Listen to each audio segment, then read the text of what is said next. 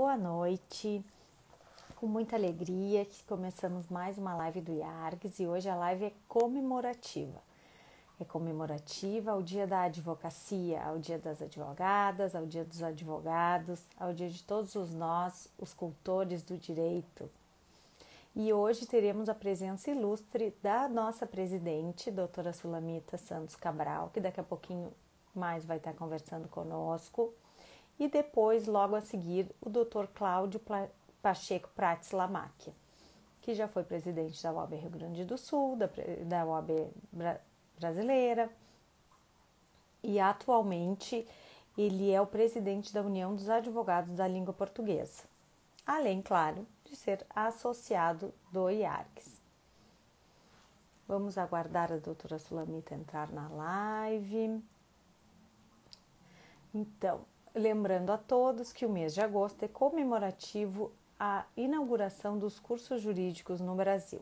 Foi no ano de 1827, pelo Marquês, acho que é Marquês de São Leopoldo. A doutora Sulamita vai ficar brava comigo, que eu não sei isso aí ainda. Isso que eu li o artigo dela hoje. A doutora Sulamita fez um lindo artigo sobre a inauguração dos cursos jurídicos no Brasil. Boa noite, doutora Simone. Boa noite, Regina. Boa noite, Terezinha. Boa noite, doutora Sulamita. Vou já chamar, então, a doutora Sulamita, que entrou aqui. A Kalin já está aí também. Tudo bem, Kalin? Boa noite, doutor Gustavo. Ela já deve estar se conectando. Boa noite. Tudo bem, doutora? Boa noite a todos. Hoje é um dia muito especial, é a data da criação dos cursos jurídicos do Brasil e também o Dia do Advogado. Saudar a nossa mediadora. Para mim, trancou aqui, para um pouquinho. A nossa mediadora, a doutora Ana Amélia, diretora do Departamento de Integração, que, aliás, está fazendo uma grande integração entre os associados do IARGS, principalmente com os novos associados. E hoje, para nossa alegria, nós vamos ter o nosso querido Cláudio Pacheco Prates Lamáquia, o nosso sempre presidente da OAB Nacional, como participante dessa live. Então, eu acho que só a presença do Cláudio na nossa live já é uma grande homenagem que nós estamos prestando aos advogados e a todos os operadores do direito. Muito obrigado, Cláudio, por tu ter aceito esse nosso convite. Perfeito. Obrigada pela sua presença, doutora Sulamita, e obrigada ao doutor Cláudio também por nos dar essa imensa, participação dele aqui. É uma honra recebê-lo aqui nas lives do IARGS. Lembrando, então, que esse mês é comemorativo à criação dos cursos jurídicos no Brasil. Eu já errei, é Marquês de São Leopoldo. Eu sempre erro, doutora Sulamita. Não posso falar. Eu sei que o ano foi 1827, acertei? Acertaste, 1800. Ana Amélia, eu vou fazer uma rápida introdução antes de passar a palavra para o nosso querido Cláudio Lamáquia. Perfeito. Então, é o seguinte, por que 11 de agosto? 11 de agosto. Acontece o seguinte, que logo após a independência do Brasil, existia um deputado chamado José Feliciano Fernandes Pinheiro, que começou a receber cartas dos estudantes que estudavam em Portugal, dizendo que estavam sendo maltratados. Claro que eles estavam, porque nós já não estávamos mais ligados a Portugal. E pedindo que ele tentasse a criação de uma faculdade de Direito aqui no Brasil. Houve o José Feliciano Fernandes Pinheiro, que era deputado pelo Rio Grande do Sul. Ele era brasileiro paulista, mas na época ele era deputado pelo Rio Grande do Sul. Então ele tentou, mas não deu certo. Por quê? Não deu certo. Porque ele era deputado constituinte. Eles queriam fazer uma nova Constituição. Mas o Dom Pedro I, um arrobo, Dom Pedro I, dissolveu a Constituinte. E mais tarde, um pouco, em 1924, ele nomeou José Feliciano Fernandes Pinheiro presidente da província de São Pedro, aqui no Rio Grande do Sul. Aqui o José Feliciano fez um grande trabalho, foi um excelente presidente da província, tratou instalou a primeira tipografia, trouxe os imigrantes alemães e fixou-os em São Leopoldo, também desenvolveu os trabalhos na Santa Casa, e por isso que ele foi chamado depois Visconde de São Leopoldo. Mas voltou como ministro da Justiça, e aí sim, em 1827, ele conseguiu pegou aquele antigo projeto e conseguiu que o Dom Pedro I assinasse um decreto imperial criando duas faculdades de direito, uma em São Paulo e outra em Olinda. Bom, isso foi uma coisa maravilhosa, porque havia necessidade, nós só tínhamos as leis portuguesas, o nosso Sim. ordenamento jurídico todo era igual ao português, então era preciso que se fizesse uma legislação brasileira, uma organização judiciária brasileira. Então, aquilo teve um impacto muito grande no nosso Brasil, porque foram sendo criadas uma mentalidade brasileira e uma elite intelectual, uma elite de pensadores que atuavam no mundo político, no mundo jurídico e no mundo social, e, inclusive, apresentavam projetos importantíssimos. Bom, mas, até então,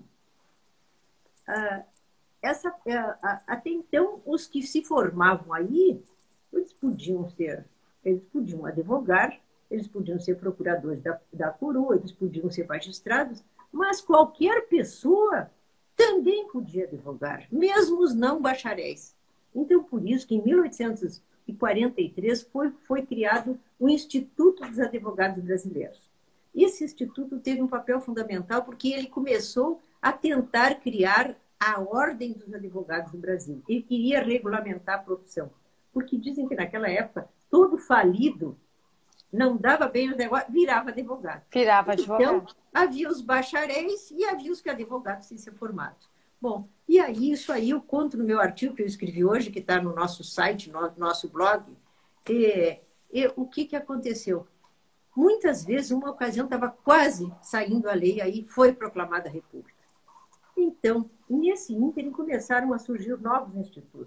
São Paulo, Bahia, Pernambuco e nós aqui no Rio Grande do Sul, em 1926.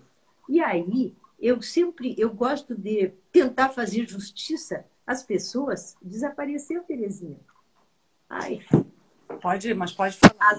Pode falar, eu estou ali me enxergando, doutora Sulamita.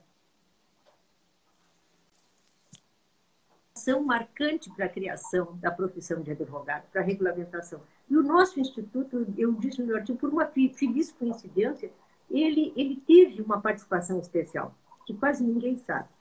É o seguinte, o Oswaldo Aranha, ele era nosso associado. Não era, ele era sócio fundador do Instituto dos Advogados do Rio Grande do Sul. E quando houve a Revolução de 30, dizem que fizeram uma reunião no Instituto e por dia, porque, em princípio, nós não poderíamos nos imiscuir em questões políticas. Foram até o Palácio dizer para que estavam a favor do Getúlio. Então, falei, desapareceu de nós. Então... Não, mas para mim não desapareceu.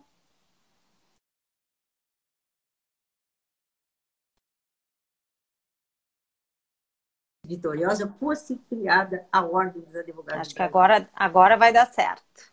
Né? 45 dias depois dessa visita, através de um decreto-lei, no artigo 17, foi criada a Ordem dos Advogados do Brasil.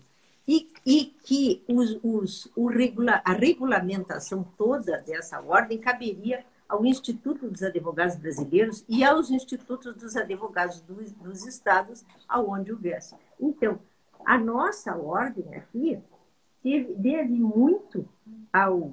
Uma ocasião eu perguntei se a ordem era... Terezinha, se a ordem era o pai ou a mãe se o instituto era o pai ou a mãe da ordem. E alguém me disse assim, o doutor Rui Rodrigo, brasileiro de Azambuja, é o pai e mãe. Terezinha, e é verdade. Vocês vão trocar o celular, né? Eu acho que a gente vai ter que entrar e sair da live novamente. Tá, doutora? Pessoal, eu vou entrar e vou sair de novo. Vou tirar a doutora Sulamita e vou colocar a Terezinha, tá? Já chamei.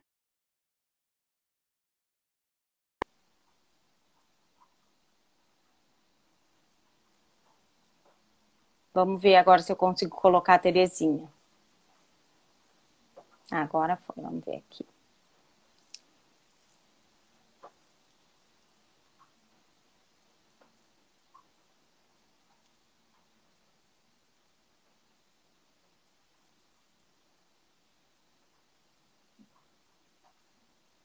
Vamos chamar aqui a Terezinha.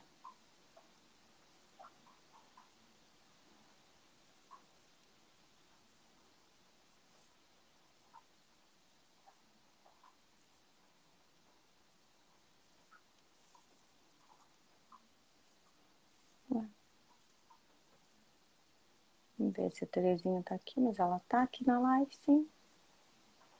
Deixa eu ver.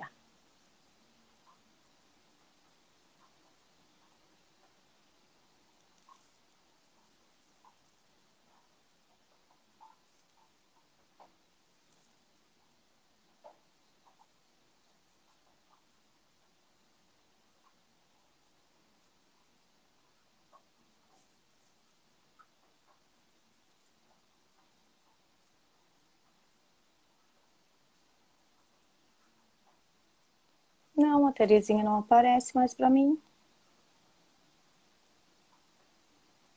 Ah, agora sim.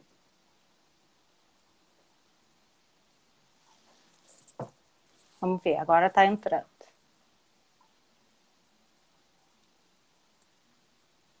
Agradecemos a presença de todo mundo. Agora acho que vamos de novo, doutora. Eu também troquei aqui a minha internet. Hoje está chovendo, não nos ajuda muito. Não, nós, continuando. Com essa pandemia, nós todos estamos redescobrindo, estamos descobrindo novas tecnologias, e às vezes está esse problema. Sim. Mas então eu estava dizendo o seguinte, que o Oswaldo Aranha, graças ao Oswaldo Aranha, a meritória atuação, fez com que o Getúlio Vargas assinasse um decreto que no artigo 17 criava a Ordem dos Advogados Brasileiros. E coube aos institutos, o Instituto dos Advogados Brasileiros e os institutos dos estados, o nosso particularmente, todo o trabalho de organização e de implementação da Ordem dos Advogados do Brasil e nos estados. Então, tem pessoas que dizem assim, interessante, o Leonardo Macedônia foi presidente do Instituto e é o presidente da Ordem. Sim, é que o Instituto dos Advogados se reuniu numa sessão histórica e aí criou, já estava criada a Ordem, mas precisava organizar e elegeram o presidente do Instituto como presidente da Ordem. E a partir daí, foi um trabalho sempre muito próximo, o Instituto auxiliando a Ordem para que ela se desenvolvesse e ficasse até hoje. E nós continuamos uma entidade cultural que agrega os estudiosos do direito e tem aquelas finalidades que estão no nosso estatuto. E por isso que os nossos sócios não são advogados. Nós, no nosso tempo que nós fomos criados, nossos sócios eram advogados, magistrados e membros do Ministério Público. E até hoje são assim, o que enriquece sobremaneira o nosso quadro social. Bom, mas eu não posso falar demais porque o nosso grande convidado de hoje é o nosso querido Cláudio Lamarck.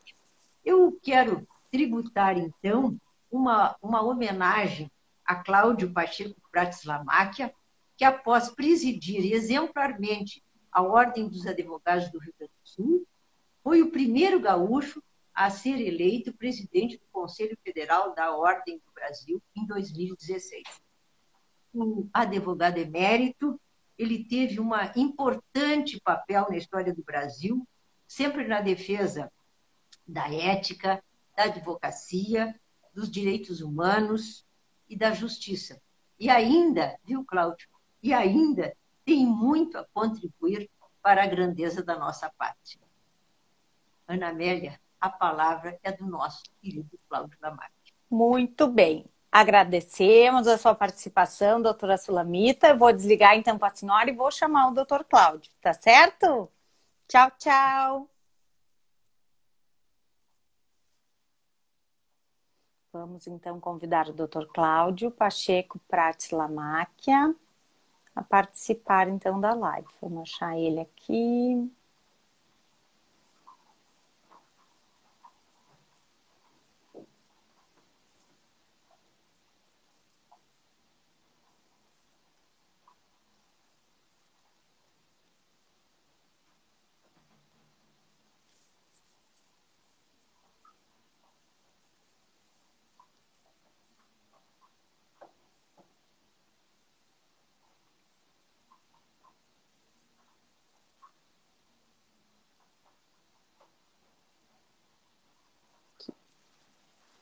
Aguardando o doutor Cláudio.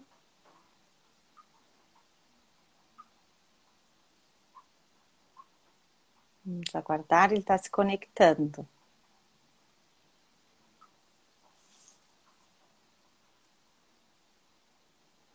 Conectando. Boa noite. Tudo bem, doutor Cláudio? Como vai? Boa noite, Ana Amélia Prats. Que alegria estar aqui contigo. A alegria também... é toda minha. Muito legal, muito bom o senhor poder participar conosco, nos dar a honra da sua participação nas lives do IARGS, nessa data mais do que especial, eu diria. Mas a palavra é toda sua. É verdade. Não, mas eu queria inicialmente cumprimentar e saudar a nossa querida presidente do Instituto dos Advogados do Rio Grande do Sul, a doutora Sulamita Santos Cabral, parabenizá-la por todo o trabalho que tem desenvolvido à frente do Instituto, um trabalho elogiável sobre todos os aspectos. Vocês todos estão de parabéns. O Instituto é uma referência para todos nós, mas eu queria, na pessoa dessa grande presidente, da Sulamita, saudar a todos vocês, cumprimentá-los pelo trabalho que está sendo realizado e também, e acima de tudo, deixar aqui nessa live, nesse momento, o meu agradecimento à Sulamita por tudo que ela fez por mim e pela UAB na minha trajetória, né? Pela UAB, pela sua contribuição inestimável como secretário-geral da UAB do Rio Grande do Sul por 2 gestões, que eu tive a honra e a felicidade de exercer a presidência da nossa instituição. A nossa instituição, a UAB, que eu digo que ela é muito mais do que um conselho de classe, porque ela tem compromissos inarredáveis, né, com a defesa da democracia, da sociedade, dos direitos humanos. E a ordem, como eu digo, ela é dos advogados e do Brasil, por isso o nome dela, né? Mas também agradecer porque a Sulamita foi fundamental, foi indispensável na minha caminhada na UAB do Rio Grande do Sul, nas 2 gestões que tive à frente da UAB aqui no nosso estado, e também, Ana, na minha chegada, na minha caminhada até a presidência nacional da UAB. Aliás, Ana, eu até pensei, pelo que me disseram, eu me considero meio analógico. Aliás, não sou eu que me considero, quem me considera são as minhas filhas. Elas me dizem muito, pai, mas tu ainda está muito analógico, pai, tu tem que ser um pouquinho mais digital.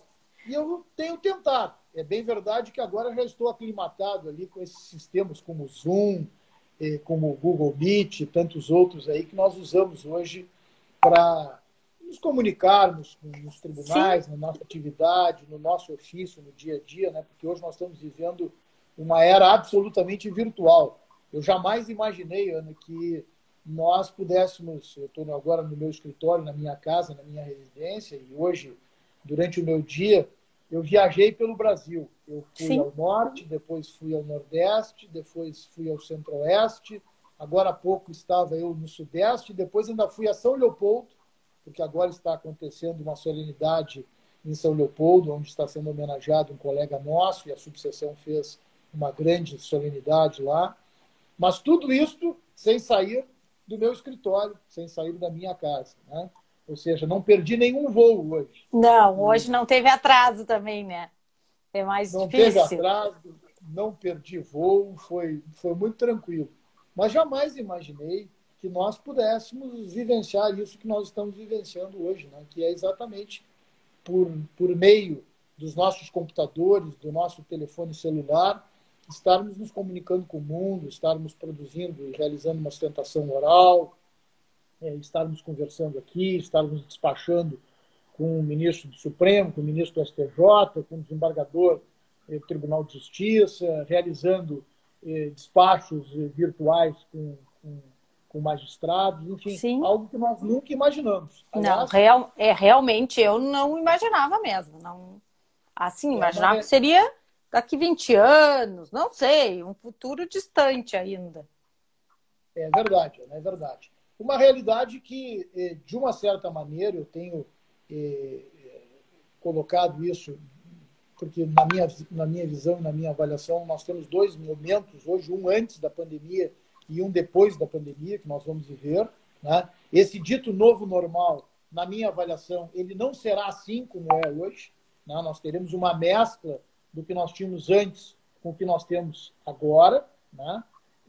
E que vai, de fato, nos trazer algumas situações benéficas, mas outras nós também temos que ter muito cuidado para que não tenhamos aí ferimento a prerrogativas profissionais nossas, ferimentos ao devido processo legal, ao contraditório, à ampla defesa, também, e especialmente, as regras procedimentais, as regras do Código de Processo Civil. Tudo isso nós vamos ter que nos adaptar nesse período.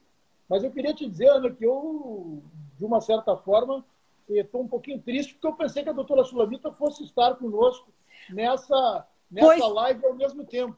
Exatamente isso, não tem como. Eu e a Terezinha já estudamos, já tentamos de todas as formas e não há como fazer mais de 2 pessoas. Inclusive, agora temos um curso, e no Instagram não tem, no Facebook tem. Segundo a Terezinha, pelo StreamYard, acho que é o nome, aí dá para fazer. Mas ainda não fizemos. Como está dando certo assim pelo Instagram, não quisemos mexer, né? A gente já está sabendo mexer um pouquinho melhor, eu e ela.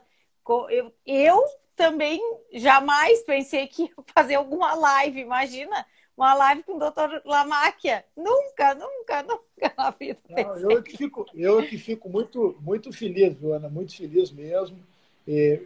Sei que no Facebook e outros aplicativos aí se tem condições de fazer. E o Zoom tem sido utilizado Sim. também. Mas a ferramenta do Instagram é uma ferramenta extremamente positiva também, que dá essa interação, uma pena que nós não podemos ter. É uma pena que não tem como participar, ter mais de 2 participantes. Isso é uma pena mesmo. E nós também não imaginávamos que ficaríamos tantos meses fazendo as lives, né? A gente achou que era assim, uma coisa de 1 mês, 2, mas deu certo e seguimos no trabalho. Então, agora, adiante, sim, estamos pensando outras plataformas. Aí ainda não chegou lá, o Instituto ainda não chegou nesse patamar assim do futuro. Não, mas elogiável sobre todos os aspectos do trabalho de vocês no Instituto. Hoje é uma data muito especial e nós temos que saudar isto, né? Porque é o dia da advocacia. Como eu disse, brincando agora, eu viajei virtualmente hoje pelo Brasil, o que me trouxe muita alegria, porque revi alguns colegas que nessa caminhada da UAB, notadamente na caminhada nacional da Ordem, há algum tempo eu não os via, então tive essa oportunidade hoje, mesmo que de forma virtual, matei um pouquinho da saudade dos colegas, agora estou aqui com vocês, e com muita alegria quero te dizer isso, ou seja, o Instituto, eu tenho um carinho muito grande pelo Instituto e, acima de tudo, um apreço maior ainda pela nossa doutora Sulamita dos Santos Cabral. Sulamita, que é uma guerreira, uma mulher que tem compromisso histórico, né, com a defesa da democracia, tem relevantes serviços prestados, como eu disse, na UAB e também no Instituto dos Advogados. Queria dizer para vocês também que esse momento que nós estamos vivendo, o momento desse novo normal, esse dito novo normal, algumas coisas que elas estão acontecendo hoje, elas têm uma relação já que vem de mais tempo, ou seja, o próprio Código de Processo Civil de 2015, ele já traz a ideia exatamente da possibilidade de atos virtuais. Isto não é uma novidade e já vem, como disse, está previsto no Código de Processo Civil. Tanto assim, os depoimentos pessoais de partes que estejam localizadas e vivendo fora da comarca onde o processo está a correr. Temos também a possibilidade oitiva de testemunhas que estejam em outra comarca, o processo ocorrendo, por exemplo, em Porto Alegre, e uma testemunha sendo ouvida numa determinada comarca do interior do estado. Isso é uma realidade, né? As audiências também de conciliação hoje, elas são uma realidade já a partir de uma lei, se não me falha a memória, 13.998, 94, de agora, de 2020, que alterou a lei 9.099 dos juizados especiais cíveis, que possibilita exatamente a realização de audiências virtuais e mais, ela ainda impõe para aquele profissional, para aquela parte que não queira participar da audiência virtual, ela já determina que o processo seja sentenciado logo em seguida no curso do processo, né? Então, isso são realidades que elas vieram para ficar. Sim. O que nós temos também no próprio Código de Processo Civil, da possibilidade da sustentação oral também à distância, né? Os julgamentos tão conhecidos, aí, os julgamentos telepresenciais, se não me falha a memória, no artigo 937 do Código de Processo Civil. Claro que aí o advogado, numa comarca, né? Por exemplo, no nosso Tribunal Regional Federal da 4ª Região, isso é uma realidade já também há bastante tempo. Sim, há bastante tempo. O processo correndo aqui no TRF da 4ª Região e o profissional advogado em Curitiba ou Florianópolis, ele realiza a sustentação oral de forma telepresencial por videoconferência, né?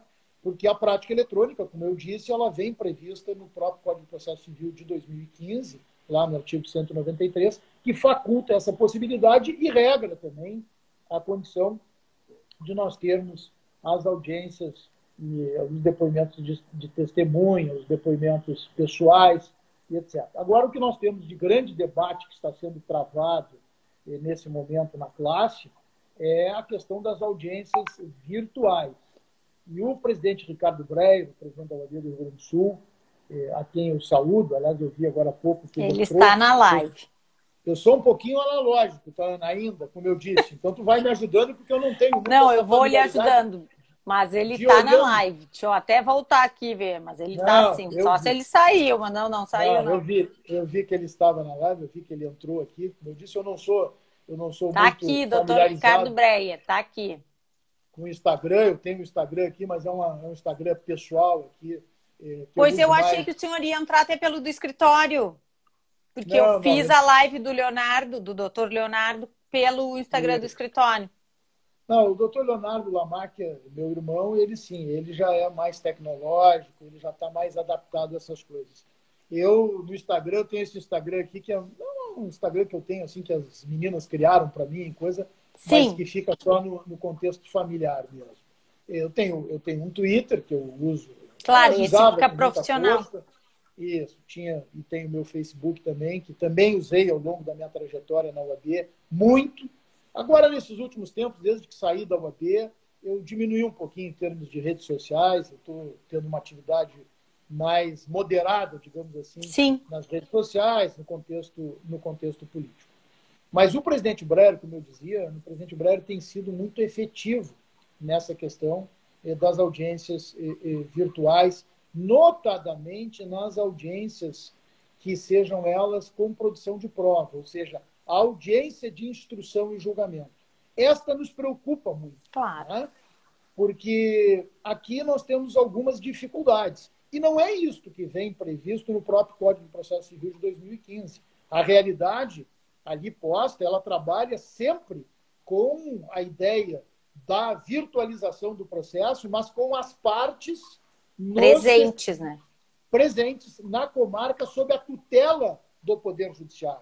Né? E agora nós tivemos uma transformação a partir deste momento muito grande, porque tivemos, assim, pela pandemia, pela dificuldade de deslocamento presencial, pelo isolamento social, pela quarentena, isso é saudável, tem que ser saudado mesmo, porque os tribunais, de uma maneira geral, eles não pararam. Né? Não pararam. O que tem acontecido no Supremo Tribunal Federal, o que tem acontecido no Superior Tribunal de Justiça.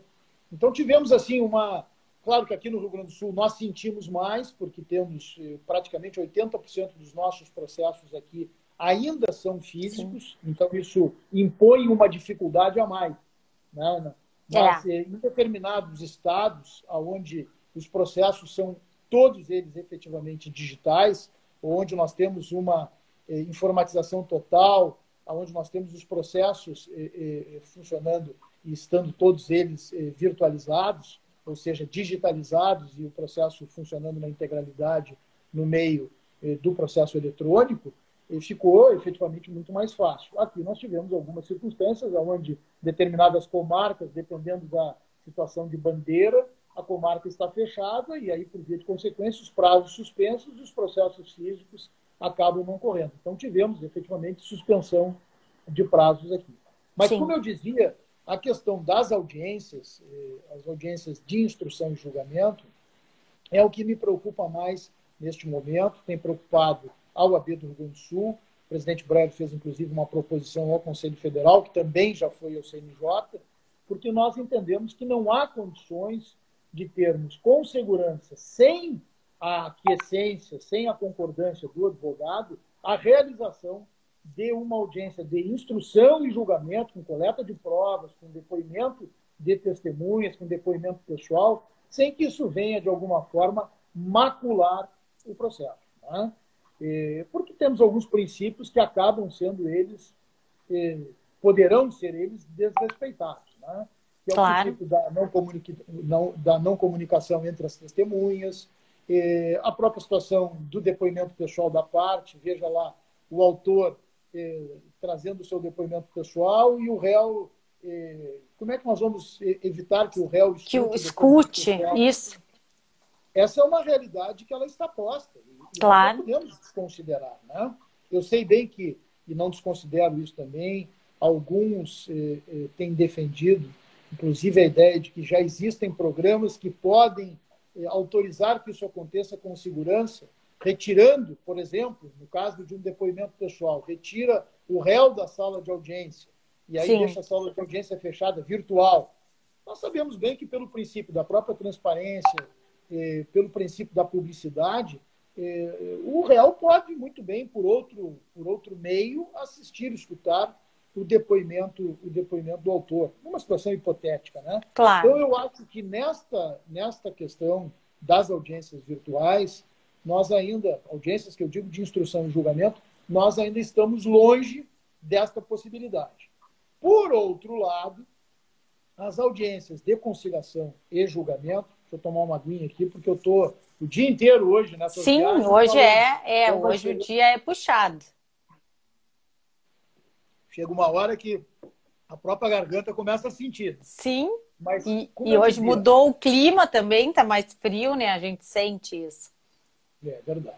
Mas, como eu dizia, nas audiências de conciliação e julgamento, aí eu já me posiciono de uma outra forma. Eu acho que a audiência de conciliação e julgamento, mais ou menos nesse formato desta lei recentemente aprovada, eu tenho até ela por aqui, a 13.994, que é essa lei que alterou a lei 9.099, que eu dizia agora há pouco, e que eu acho que traz isso para o âmbito dos processos judiciais, processo que corre na Justiça Estadual, os processos na Justiça Federal, eu não vejo problema. A audiência de conciliação, eu acho que ela é muito tranquila de ser realizada no formato telepresencial. Né? Com relação a isso, não vejo dúvida e não vejo problema. Sim. Porque a audiência de conciliação ela vai depender exatamente da vontade e da possibilidade de conciliar ou não, e não terá a ideia da produção de prova. Então, ali não vejo maiores dificuldades. Agora, as próprias sustentações orais também, outro ponto que tem que ser muito debatido, Joana, porque nós temos hoje algumas confusões que elas estão sendo trazidas, e alguns colegas nossos mesmos têm confundido um pouquinho a ideia da sustentação oral nos processos virtuais e nos julgamentos virtuais. Né? Nós temos dois sistemas hoje postos, que eles são, inclusive, importados do Supremo Tribunal Federal e do Superior Tribunal de Justiça. O primeiro deles, que vem exatamente lá do Supremo Tribunal Federal, que é o julgamento virtual, e alguns tribunais hoje estaduais, eles estão iniciando esse formato de julgamento. É aquele julgamento virtual, aquele julgamento que fica aberto durante 7 dias e o magistrado vai colocando o seu voto na sequência desses dias durante o julgamento. Então, o relator... Desculpa, a minha opinião é mais complicado, né? Esse tipo de julgamento do que aquele que a gente fala telepresencial ao mesmo tempo que a sessão está sendo realizada, né? É isso mesmo. E não sei se é por aí a sua ideia, mas eu achei bem... Tá, é o que temos, vamos, né? Mas é complicado, né, doutor? mas é exatamente isso, Ana, que é importante que se faça esta distinção Sim. de uma situação e de outra, né? E alguns colegas têm confundido um pouquinho essa situação do julgamento virtual para o julgamento telepresencial. Claro. São dois formatos absolutamente distintos. Um é o julgamento virtual, né? Onde nós temos esse sistema que te coloquei agora, né? Que tu conheces bem, ou seja, o julgamento por esse período, e o magistrado, os magistrados eles vão colocando os seus votos na sequência.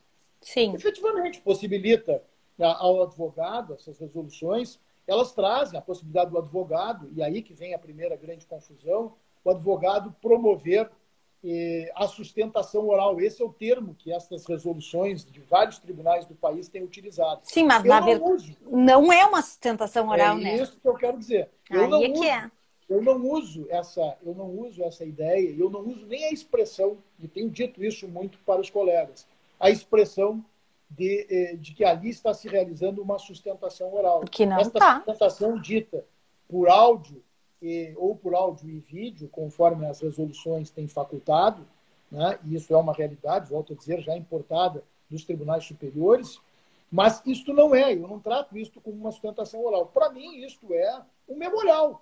Que o exatamente. E eu não tenho feito isso também, eu tenho feito das duas maneiras, ou seja, eu, lá no escritório, nós apresentamos os memoriais escritos e se eventualmente eu entender ainda que cabe lá, eventualmente, um reforço com áudio e vídeo, eu até coloco, sim, eu até imposto. Agora, eu digo, o que me preocupa muito nisso hoje é que nós temos um grande contingente de processos, né? E quem é que me garante que o magistrado, já submetido a esta carga processual absolutamente incompatível, muitas vezes, com a capacidade instalada do Poder Judiciário ou de um determinado julgador de promover o exame detalhado do processo, quem me garante que ele vai poder examinar efetivamente este áudio, parar para assistir o áudio e o vídeo? Mas são duas situações absolutamente distintas e que os colegas têm que compreender. O julgamento virtual ele não se confunde com a sistemática de julgamento telepresencial. Sim. O julgamento virtual, ele traz, sim, na minha avaliação, ferimentos a prerrogativas profissionais, né? Agora, há poucos dias, o próprio ministro Toffoli dizia, olha, mas o julgamento virtual possibilita que o advogado entre no julgamento, exercite a sua condição prevista no artigo 7º, inciso 10º da Lei 8.906, de utilizar da palavra, de fazer algum pedido de esclarecimento.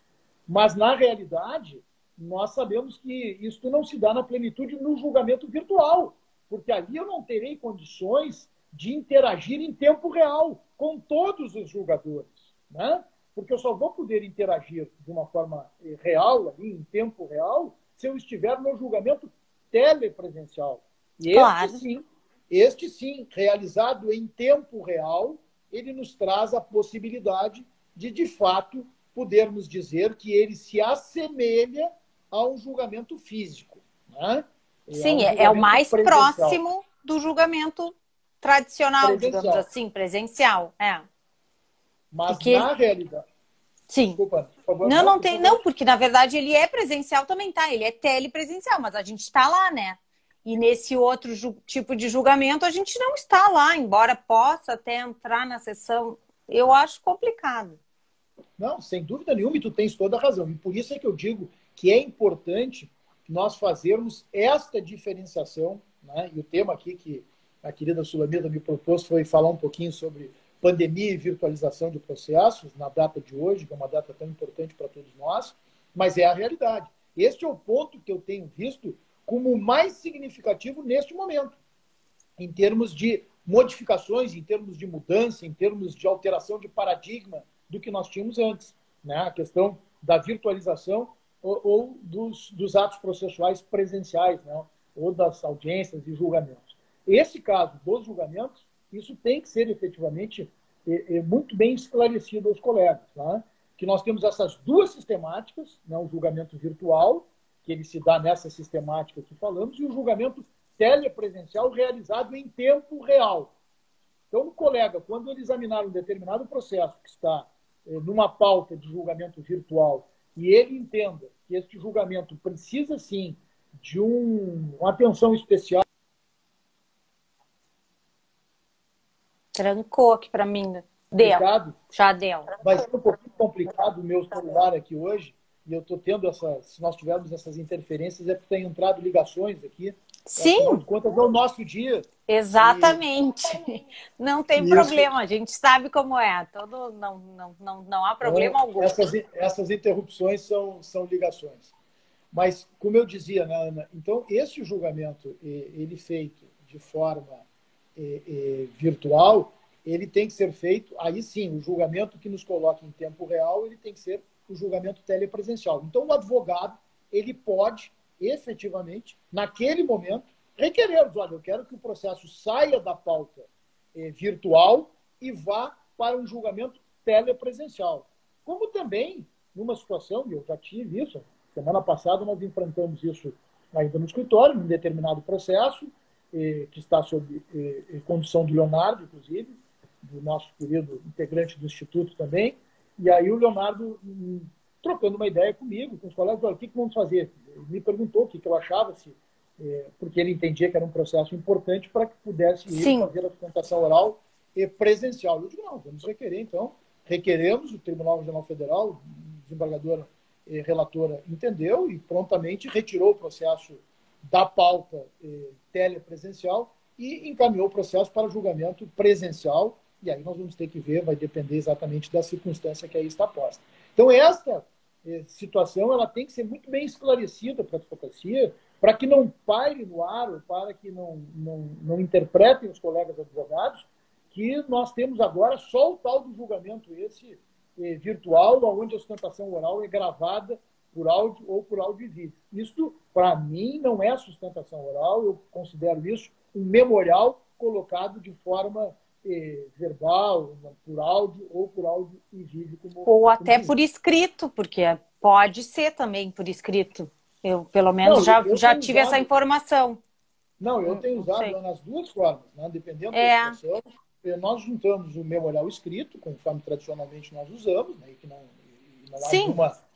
há nenhum prejuízo nisso, ou seja, está previsto, né? Na própria legislação, junto o memorial por escrito, e se eventualmente o colega entender que há algum acréscimo que ele possa fazer por áudio ou por áudio e vídeo, ele faz ali. Mas são situações absolutamente distintas e nós não podemos considerar que isto será o novo normal. Não, porque não eu tem não considero como. isso como um novo normal. Não é Mas possível. a realidade da virtualização hoje, ela veio para ficar e eu não tenho dúvida nenhuma com relação a isso. Isso eu também não tenho dúvida, doutor. Vai ficar e vai ser aprimorada, melhorada, e a gente vai se acostumar cada vez mais, tudo vai funcionar melhor.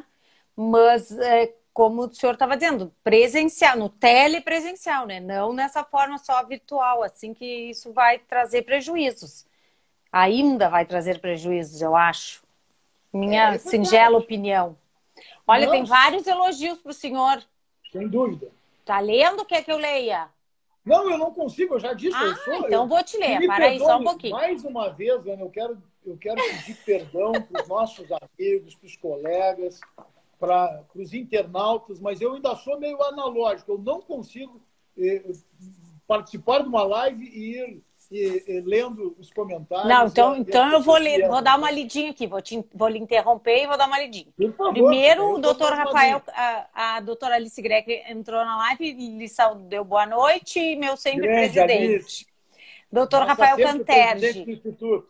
Grande presidente Cláudio Lamáquia, obrigado por tudo que fizeste, fazes e ainda farás pela advocacia e pela cidadania. Parabéns aos colegas pelo dia de hoje. Doutor Rafael Canterge, nosso o doutor Ricardo Breia. Foi diretor da nossa escola. Doutor Ricardo, saudar ao nosso sempre presidente Lamáquia e também dar os parabéns ao nosso IARGS. Então, ele segue nos assistindo. Nosso batonê, olha que prestígio nosso aqui. É verdade. O presidente Ricardo Breyer tem feito um trabalho extraordinário nesse momento de pandemia, eu tenho acompanhado, procurado estar próximo, ajudando Claro. na Câmara, e realmente eu tenho visto assim, a forma serena, equilibrada, mas firme com que o presidente Ricardo Breyer tem conduzido a nossa OAB. É um orgulho para todos nós, colegas advogados gaúchos, e eu aqui publicamente, mais uma vez, eu tenho que saudar o trabalho dele, de todos os nossos colegas, falasse no Canterge agora, nosso conselheiro federal, querido colega que também tem feito um trabalho extraordinário no Conselho Federal, como conselheiro nosso representante, a querida Alice Greck, nossa sempre presidente do Instituto, que também esteve à frente do Instituto de uma maneira belíssima. O meu cumprimento a ela e a todos os demais colegas nessa data, que ela é uma data tão especial para todos nós. Mas, como estávamos dizendo, né? Depois eu li, tem um mais elogios ainda, mas depois eu leio. Então, Quer que eu leia mais um pouquinho? Doutor Eduardo Lemos Barbosa, saudade de rever o grande presidente Lamarck. Aí a doutora Alice fala: parabenizo a nossa presidente Sulamita Santos Cabral pela brilhante escolha na presente live. Ninguém melhor do que o nosso sempre presidente para falar um dia dedicado aos advogados. Depois, em seguida, a doutora Fabiana da Cunha Bart, nosso sempre presidente Cláudio Lamarck, é sempre esclarecedor e cirúrgico em suas manifestações. Parabéns ao IARGS. Tá, por enquanto são esses os elogios.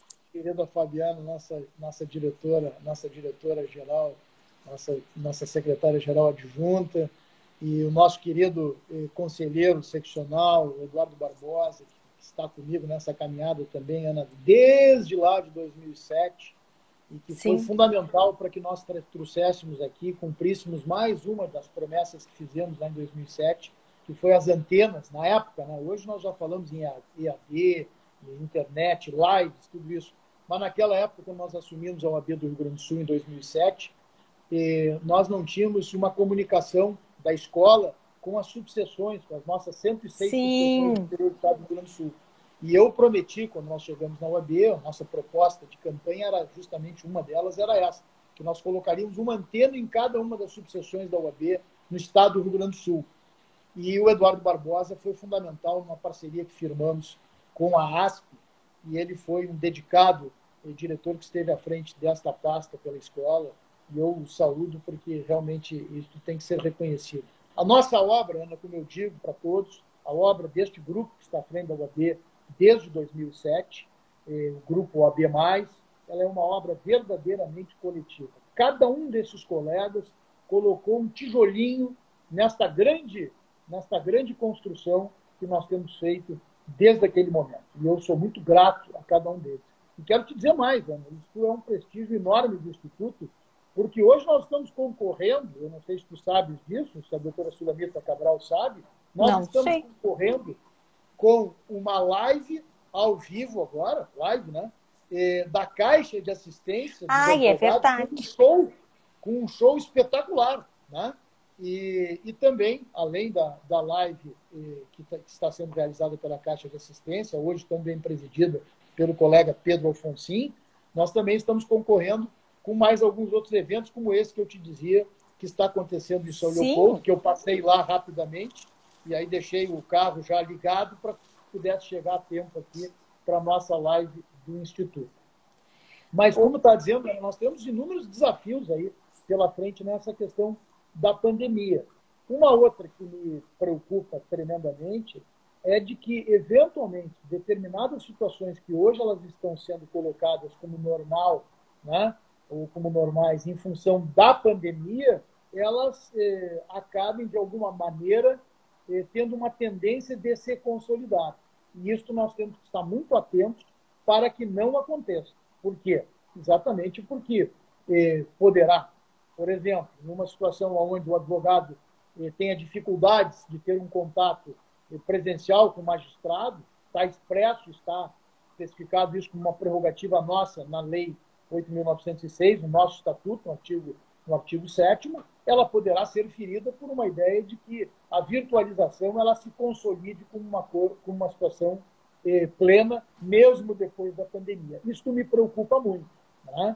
E também temos que ter uma outra visão sobre este contexto do novo que está colocado na virtualização, é que determinados atos processuais, se forem realizados em desrespeito ao Código de Processo Civil e a própria Constituição Federal, nós poderemos ter aí uma nulidade futura no processo que trará como consequência, primeiro, a maior morosidade no processo, e nós sabemos que a razoável duração do processo é princípio constitucional. Segundo, teremos seguramente dispêndio de recursos públicos de forma absolutamente equivocada, porque todos os atos deverão ser refeitos, e isso tem que servir como uma grande reflexão para todos nós, operadores do direito. Sejamos nós advogados, sejam magistrados, sejam membros do Ministério Público, sejam servidores, todos nós, operadores do direito, hoje temos que usar esta ideia do bom senso. Aliás, o próprio Código de 2015, ele traz dois princípios fundamentais. Lá no artigo 6º, ele traz o princípio da cooperação e também traz o princípio da boa-fé. Essa harmonia que traz o novo Código de Processo Civil nesta questão é que ela vai dar, efetivamente, a condição de se avaliar quando um ato poderá ser realizado de forma telepresencial, com a concordância sempre dos advogados, e quando ele não poderá se dar de forma telepresencial. Mas é, de fato, são alterações relevantes que nós estamos experimentando. Nós vamos viver uma situação absolutamente nova, aliás, já estamos vivendo ela, né, e que trará alguns benefícios, mas que nós temos que ter muito cuidado para não termos prejuízo na nossa atividade profissional. E eu sempre falo, e quando falo sobre prerrogativas, né, eu digo isso, né? Como se imaginar, né, contraditório, ampla defesa, né, devido processo legal, sem que o advogado tenha suas prerrogativas absolutamente respeitadas. Isto faz parte de um princípio geral no Estado Democrático de Direito hoje. E nós temos que ter esta visão. Sempre que tivermos um desrespeito a alguma dessas prerrogativas profissionais da nossa atividade, nós teremos, sim, uma nulidade no processo. E isso trará, como eu disse agora há pouco, um dispêndio maior de recursos públicos e de tempo no processo. Esse cuidado nós vamos ter que ter. E também é importante que todos entendam e compreendam, né, que prerrogativas da nossa profissão, isso é um chavão que nós usamos muito, mas a sociedade às vezes não compreende. Exatamente. Não pertencem a nós, pertencem ao cidadão que nós representamos, né? E na medida que nós temos um ferimento a uma dessas prerrogativas, nós estamos exatamente prejudicando quem? Prejudicando o cidadão, prejudicando o nosso constituinte. Nós, como profissionais do direito, como advogados e advogadas, nós temos prerrogativas profissionais para, muitas vezes, dizermos aquilo que o cidadão comum não pode dizer frente a uma autoridade. E por isso ele procura e busca o advogado.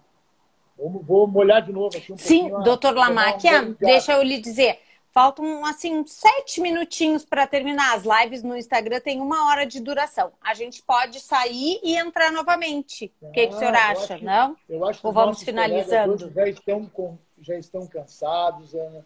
Eu acho que tá bem, já falou bastante, né? E eu digo para ti que, para mim, esse dia foi um dia de muitas e muitas emoções, como eu estava te colocando antes. Então, eu queria cumprimentar o nosso Instituto, mais uma vez, na pessoa da minha querida presidente do Instituto e sempre diretora, secretária-geral da OAB, a Sulamita, que me acompanhou naquela caminhada, quem eu devo tanto. Para a Sulamita, a minha frase cai como uma luva. Eu digo muito que gratidão é dívida que não prescreve. E eu sou e serei eternamente grato à Sulamita por todo o caminhar dela comigo, por tudo que fizemos juntos. Aliás, a Sulamita, nessa caminhada, outra coisa que me deixa muito feliz, acabou virando uma grande amiga da minha mãe. É verdade. Eu acho que a mãe até está aí, porque... Tá sim, tá. Ela está assistindo. Estava preocupada se ela ia aparecer na live também. Eu digo, não, ainda não, mas vou ter que fazer uma live com a doutora Eloísa. Eu acho que ela é analógica também, viu? Mas, na realidade, Ana, eu quero agradecer a vocês pela oportunidade, a felicidade de estar aqui hoje, nesse momento, na data que nós comemoramos o nosso dia, e como eu sempre costumo dizer, o dia não é apenas dos advogados, o dia é da própria cidadania a quem nós representamos. Não consigo imaginar que se possa ter um exercício profissional e principalmente o direito das pessoas sem que o advogado seja ele absolutamente respeitados. Sem advocacia, todos nós sabemos, não há liberdade. Sem liberdade, não há democracia. Sem democracia, não há cidadania. Esta é a importância desta profissão, da profissão do advogado, o que ele representa num Estado democrático de direito. Nós, advogados e advogadas, como eu sempre digo, Ana, nós somos os verdadeiros e legítimos defensores da honra, da liberdade, do patrimônio, da dignidade e, muitas vezes, da própria vida das pessoas. Por isso, eu fico muito honrado de poder estar aqui com vocês neste momento, de poder ter exercido a presidência da OAB do Rio Grande do Sul durante 2 mandatos, de chegar à presidência nacional da Ordem como primeiro gaúcho em atividade no Rio Grande do Sul, pela nossa OAB-RS, e ter tido a felicidade e a honra de exercer a presidência nacional da OAB, num dos períodos que eu digo sempre, é um dos períodos mais complexos, eu vivi um dos períodos mais complexos da República. Já estou me perdendo um pouquinho aqui no celular, porque entra mensagem do WhatsApp, Sim, eu não sei deixa eu só se é lhe mensagem dizer do aqui, ó. Instagram ou do WhatsApp. Tem a doutora Ana Maria Brongar, meu querido amigo, sempre presidente, és o nosso exemplo de advogado. Parabéns por esta data e por todo o seu trabalho em prol da OAB Rio Grande do Sul. A Kalin, doutora Kalin, nosso sempre presidente, sempre excelente. Depois a doutora Maria Helena de Moura, parabéns ao doutor Lamáquia pela brilhante exposição. Aí a doutora Ana Maria Brongar coloca, grande Elô, beijo.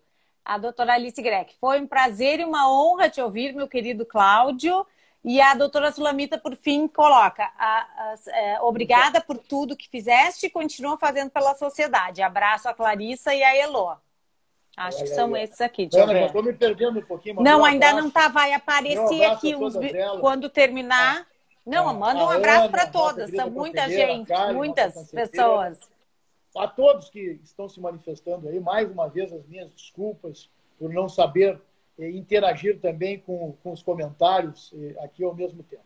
Mas, como eu dizia, Ana, é fundamental, né, que se tenha esta visão da importância do advogado, do que ele significa para a sociedade, do respeito que nós temos que ter exatamente pelas prerrogativas profissionais da nossa profissão. E nada mais importante do que algo como isto dito hoje.